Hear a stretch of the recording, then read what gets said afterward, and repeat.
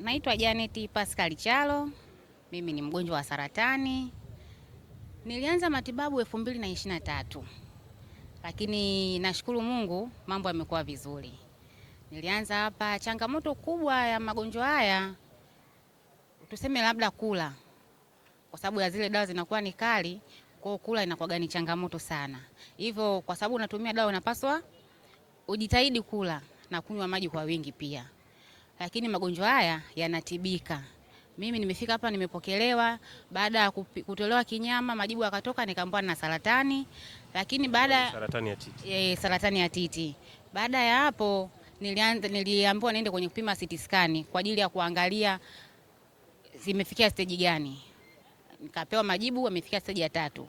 Ni hatari kidogo kwa sababu stage ya 3 wanasemaga kwamba ni hatari. Lakini nilikomaa.